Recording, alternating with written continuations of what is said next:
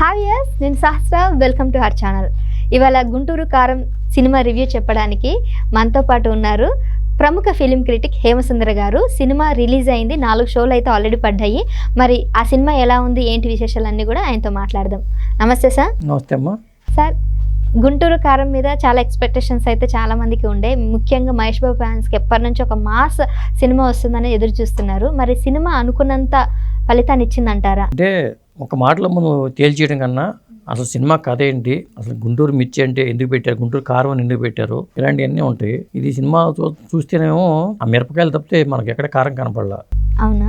సినిమాలో మిరపకాయలు, మిర్చి యార్డు, లేకపోతే మిర్చి యార్డు కూడా కనిపించాలి. అక్కడ మిర్చి యార్డులో తీసినా ఒక రకంగా ఉండేది, కనీసం మిర్చి యార్డు అనుకున్నాను కానీ మిర్చి యార్డు కూడా ఎక్కడ లేదు. కోల్డ్ స్టోరేజ్, మిరపకాయలకు సంబంధించిన కోల్డ్ స్టోరేజ్ ప్లాంట్ లాంటిది ఒకటి చూపించారు. ఆ స్టోరీ మీద అక్కడ ఈ స్టోరీ గారు చెప్పాలంటే ఏంటంటే ఇద్దరు తండ్రులు, ఇద్దరు కొడుకులు, ఆ ఇద్దరు కొడుకులు ఒక తల్లి, ఆ ఇద్దరు తండ్రులు ఒక భార్య, అది కథ. మనం పెద్దోడు చిన్నోడు అనుకున్న డ్యూయల్ రోల్ ఏమైనా ఉందా దీంట్లో? డ్యూయల్ రోల్ ఏం లేదు. రాహుల్ రవీంద్రని ఒక చిన్న కొడుకు, పెద్ద కొడుకు మహేష్ బాబు. మీరు అన్నట్టే మొన్న చెప్పినట్టు జరిగింది. ఆ ఇద్దరు ఒకళ్ళు అనుకున్నాం కాబట్టి, అంటే ఇద్దరు హీరోలు ఉన్నారు కాబట్టి మహేష్ బాబు డ్యూయల్ అనుకున్నాం, కానీ అదేం లేదు. అంతవరకు క్లారిటీ వచ్చేసింది కదా. అంటే మా మిర్చి ఏదైతే ఉందో ఆ మిర్చి స్టోరేజ్, కోల్డ్ స్టోరేజ్ ప్లాంట్ లాంటిది, అది స్టార్టింగ్ తగలబడిపోవడంతో కథ మొదలవుతుంది. ఆ తగలబడిపోవడానికి కారణం ఏంటనేది తర్వాత రివీల్ చేశారు. అక్కడి నుంచి కథ మొదలవుతుంది. అక్కడే కొడుకును వదిలేసి రమ్యకృష్ణ తల్లి పాత్ర వేసింది.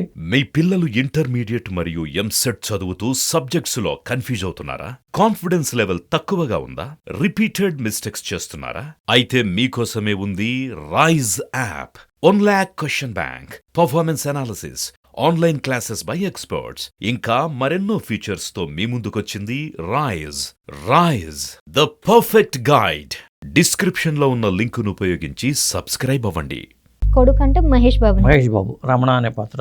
ఆ కొడుకు, తండ్రి ఏమో జయరాము, రమ్యకృష్ణ భార్య భర్తలు అతని కొడుకు. ఆ మిర్చాడు అది కోల్డ్ స్టోరేజ్ తగిలిపడిపోవడంతో ఆ తర్వాత ఘర్షణలో ఒక వ్యక్తి చనిపోవడం, కొడుకుని వదిలేసేసి రమ్యకృష్ణ వెళ్ళిపోవడంతో కథ మొదలవుతుంది. అక్కడ మొదలైన కథ మళ్ళీ వాళ్ళు కలుసుకున్నారా లేదా, మళ్ళీ ఆవిడకి ఇంకో భర్త ఎలా వచ్చాడు, మళ్ళీ ఆవిడకి ఇంకో కొడుకు ఎలా వచ్చాడు అనేది ఓవరాల్ స్టోరీ. అయితే ఇప్పుడు మళ్ళీ రెండో పెళ్లి చేసుకోవడం, ఆ రెండో పెళ్లికి చేసుకుందా లేదా, లేకపోతే ఆవిడ కొడుకా కాదా, ఇలాంటి అంశాలన్నీ ఇక మనం అన్నీ రివీల్ చేయకూడదు కదా. ఎందుకంటే ట్రైలర్లో చూపించి కొంతకాలం అర్థమైంది, కొంతకాలం మనం రివ్యూ చెప్పి వాళ్ళందరూ చెప్పేస్తూ ఉంటారు కాబట్టి థ్రిల్ ఉండదు సినిమా చూస్తే, చూడాలనుకుంటే.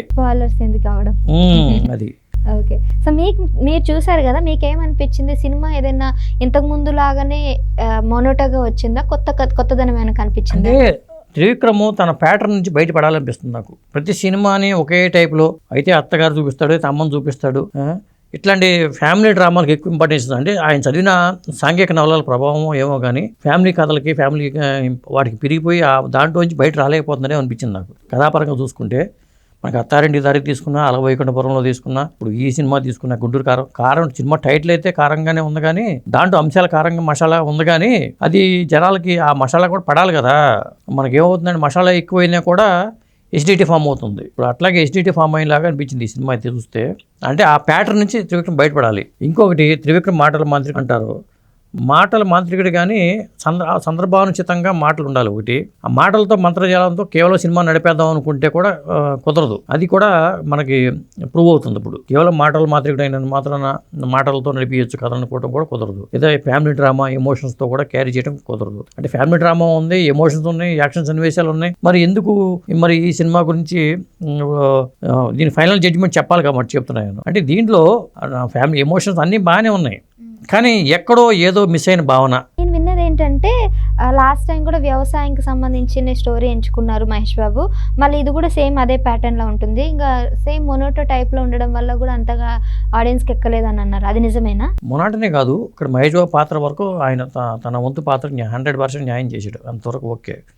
అజ్ఞాతవాసి సినిమా చూసాము, మరి పవర్ స్టార్ పవన్ కళ్యాణ్కి అది ఒక పెద్ద డిజాస్టర్గా మారిపోయింది. మరి గుంటూరు కారం మీద హైప్ బాగా ఎక్కువైపోయింది. ఒకటి హైప్ ఎక్కువైపోయింది, అలా ఊహించుకుని వెళ్ళటం కూడా ఒక పెద్ద డ్రాబ్యాక్ ఈ సినిమాకి.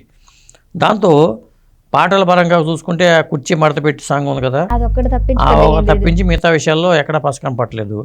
డైలాగుల పరంగా అసందర్భంగా ఒక పాట ఒకటి వచ్చింది, అదేంటో తెలియట్లా. అట్లాగే అంటే ప్రేక్షకుని కాసేపు కూర్చోబెట్టాలి సినిమా అనేది. ఆ 2.5 గంటల పాటు సినిమా ప్రేక్షకుని కూర్చోబెట్టగలిగితే కనీసం 4-5 షార్ట్స్ మనకి పీక్గా ఉండే సన్నివేశాలు ఉంటే బాగుంటుంది. అది వాళ్ళు ఉంటారు మామూలుగా ఫ్యాక్షన్ సన్నివేశాలు ఉంటాయి, ఇతనే కొట్టేయడం, హీరో విలన్ ఎలివేట్ అవ్వలే ఎక్కడ, అసలు విలన్ ఎవరు అనేది కూడా సరిగ్గా అర్థం కాని విధంగా విలనిజం ఎలివేట్ అవ్వలే ఎక్కడ. పవర్ఫుల్ విలన్ ఉండాలి, కేవలం తన్నులు తినడం కోసమే పుట్టినట్టుగా ఈ రౌడీలు ఉన్నారు. వాళ్ళ జీవితం ఏంటంటే తన్నులు తినటం ఎంతసేపు హీరోతో, హీరోయిన్ కొట్టేయటం, అట్లాంటి పాపం అయ్యో పాపం అనిపిస్తూ ఉంటుంది. కామెడీ ఏమైనా ఉందా కనీసం? కామెడీ అంటే ఇలాంటి కామెడీలే మనం చూసి కామెడీ. ఈశ్వరీరావు నటన బాగుంది, ఈశ్వరీరావు నటన, రమ్యకృష్ణ డిగ్నిఫైడ్గా చేసింది, ఈశ్వరీరావు నటన బాగుంది. ఎందుకంటే వెన్నెల కిషోర్ కానీ శ్రీలీల బాగా చేసింది, అమ్మాయి డ్యాన్స్ మూమెంట్స్ కానీ అవి కానీ అద్భుతమైన డ్యాన్స్ చేసింది. ఆ కుర్చీ మడతపెట్టి సాంగ్లో మాత్రం డ్యాన్సుల పరంగా బాగుంది. ఇది ఓవరాల్గా ఏంటంటే ఆ సినిమా అయితే ఉంది, గుంటూరు కారం అనే పేరుతో ఉంది. మ్యూజిక్ డ్యాన్సుల పరంగా అయితే ఓకే, కొన్ని చోట ఏంటంటే డైలాగ్స్ దగ్గర కూడా మ్యూజిక్ డామినేట్ చేసేస్తుంది. అక్కడ అవసరం లేదు కదా, డైలాగ్ వినిపించాలి, ముందు చెప్పిన డైలాగ్ని మనకి రీచ్ అవ్వాలి. ఒకటి మరీ మెదడుకి మేత పెట్టే డైలాగులు కూడా ఉండకూడదు. ఇవాళ ప్రేక్షకులు ఏం చెప్తున్నారు ఇది ఆలోచించుకోవాల్సిన పరిస్థితి, మళ్ళీ దీన్ని చూసుకుంటే అక్కడ సన్నివేశం వెళ్ళిపోతూ ఉంటుంది. ఆ పరిస్థితి రాకూడదు, చాలా సింపుల్గా ఉంటుంది. దాసరి గారు కూడా డైలాగుల పరంగా ఇవాళ త్రివిక్రమ్ మాటల మంత్రుడే కానీ డైలాగుల పరంగా దాసనారాయణ గారు ఒకప్పుడు బ్రహ్మాండంగా ఉంటాయి. కాకపోతే ఒకదానికి లింక్ పెట్టుకుంటూ ఆయన సాగదీసేవాడు, కొద్దిగా వెళ్ళేది, అక్కడ పేలేవి. అది ఆ జనరేషన్, దాసరి గారి జనరేషన్ డైలాగులు అలా ఉండేవి. త్రివిక్రమ్ గారి జనరేషన్ డైలాగులు కూడా అంటే 90s 80 90 అంతవరకు పర్లేదు. కానీ ఇంకా త్రివిక్రమ్ గారు ఆ ప్యాటర్న్ నుంచి బయటపడకపోతే మాత్రం భవిష్యత్తులో ఇబ్బంది అవుతుంది. ఎందుకంటే ఒకే ప్యాటర్న్లో వెళ్ళిపోతున్నట్టుగానే ఉంది. ఆ తండ్రి ఆ రూమ్కి పరిమితం అయిపోతాడు, జయరామన్ మహేష్ బాబు వాళ్ళ తండ్రి. అతను రూమ్కి ఎందుకు పరిమితం అయిపోయి పాత పాటలు వింటూ ఆ పాత బైక్ని అక్కడ పెట్టుకుని ఆ గదిలోనే ఉంటాడు. ఆయన పద్ధతి అది. కొడుకేమో వీధులు పడి తిరుగుతూ ఉంటాడు, కొడుకు పరిస్థితి ఇది. ఇల్లాలేమో మరి ఆ చివరి కథ నడిచేది ఏంటి, సంతకం పెట్టించాలి. ఈ కొడుకు రమ్యకృష్ణకి ఆస్తికి సంబంధం లేదన్నట్టుగా సంతకం పెట్టించాలటం అనేది కథ. ఆ సంతకం పెట్టరా బాబు వీళ్ళు తనులు తింటారా బాబు పెట్టరా బాబు అని మనకు అనిపిస్తూ ఉంటుంది. అంటే లాగ్ చేశాడు అనమాట. అక్కడ సంతకం పెట్టడం దగ్గర సన్నివేశాలన్నీ నడుపుకుంటూ వచ్చాడు. కథ నడవదు, ఒక ఇంట్లో రామాయణం లాగానే ఉంది. కానీ ఇది ఒక ఇంటి కథగా కాకుండా ఇదేదో కథ విస్తరణ పెరగలేదు, ఒక ఇంట్లో జరిగిన సన్నివేశాలు ఒక ఇంటి కథగానే సినిమా మిగిలిపోయింది. ఇప్పుడు మహేష్ బాబు లాస్ట్ సినిమా సర్కారు వారి పాటతో పోలిస్తే అది బెటరా ఇది బెటరా? ఇట్లా కంపేర్ చేస్తే కష్టం. సర్కారు వారి పాటే బెటర్ అవుతుంది, దీని మీద సర్కారు వారి పాటే బెటర్ అవుతుంది. ఇందులో ఒక పాట బెటర్ అవుతుంది, ఇది మిర్చి పాట. ఆ కుర్చీ మడత పెట్టేనే పాట బెటర్ అవుతుంది. ఫస్ట్ హాఫ్ బాగుంది, సెకండ్ హాఫ్ బాగుంది ఈ సినిమాలో. పోనీ అట్లా చెప్పడం కూడా కష్టమే. అంటే రెండు కూడా అంత ఇంట్రెస్ట్ లేదా? ఇప్పుడు డైలాగులు ఉన్నాయి, ఆ డైలాగుల్లో కూడా కొన్ని సందర్భాల్లో బాగానే ఉంది. ఇది త్రివిక్రమ్ మార్క్ డైలాగ్ అనిపిస్తుంది, కొన్ని చోట అతి అనిపిస్తుంది. అర్థమైందా? అది ఎందుకంటే డైలాగుల మీద శ్రద్ధ పెట్టవచ్చు, కానీ కథనం మీద లేకపోతే సన్నివేశాల మీద ఉంటే బాగుంటుంది. అవన్నీ ఎక్కడెక్కడో మిస్ అవుతున్నట్టుగా మనకు భావన కలుగుతుంది. అది త్రివిక్రమ్ సినిమా లాగానే ఉంది, కానీ ఆయన సినిమాలు అదే టైపులో ఎన్నాళ్ళు చూస్తూ ఉంటారు. ఆ ప్యాటర్న్ నుంచి కూడా బయటపడాలి ఒకటి. అది సో ఓవరాల్గా ఈ సినిమాకి మీరు ఇచ్చే రేటింగ్ ఎంత? పోనీ అది 5కి 2.25. 2.25 అంటే నాట్ బ్యాడ్. అది ఇంకా ఒక మాటలో కూడా ఈ సినిమా గురించి చెప్తా.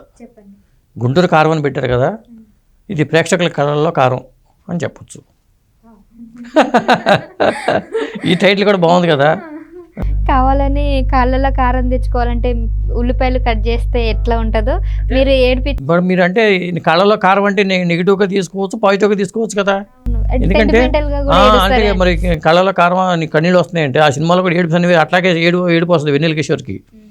మరి ఇక్కడికి వచ్చినప్పుడు ఎందుకంటే ఆ కోల్డ్ స్టోరేజ్ కూర్చుంటే నాకు ఏమి లేకుండా కళ్ళలో నీళ్ళు వస్తాయి అంటాడు కదా. అంటే అక్కడ మిరపకాయలు ఉన్నాయి కదా అందువల్ల వస్తున్నాయని చెప్తాడు వాడు. అట్లాగే ప్రేక్షకుల కళ్ళలో కారం ఇది, కళ్ళలో కారం కొట్టినట్టే. అయితే ఓవరాల్గా ఈ సినిమా గురించి మాట్లాడుకున్నట్లయితే ఎక్స్పెక్టేషన్స్కి తగ్గట్టుగా లేదు అని చెప్తా ఉన్నారు. అంతేకాకుండా మహేష్ బాబు సినిమా అంటే కొంతమందికి ఎలాగో ఫ్యాన్ బేస్డ్ సినిమా కాబట్టి ఫ్యాన్స్ అందరూ కూడా ఎక్స్పెక్ట్ చేస్తూ ఉంటారు. వాళ్ళకి నచ్చొచ్చేమో కానీ యావరేజ్గా ఉన్న వాళ్ళందరూ కానీ సామాన్యులకు కానీ అంతగా నచ్చకపోవచ్చు అని అంటున్నారు. మరి ఆయన మాత్రం 5కి 2.25 అయితే రేటింగ్ అయితే ఇచ్చారు. మరి నెక్స్ట్ సినిమాతో మరొక రివ్యూతో మళ్ళీ మేము ముందుంటాను.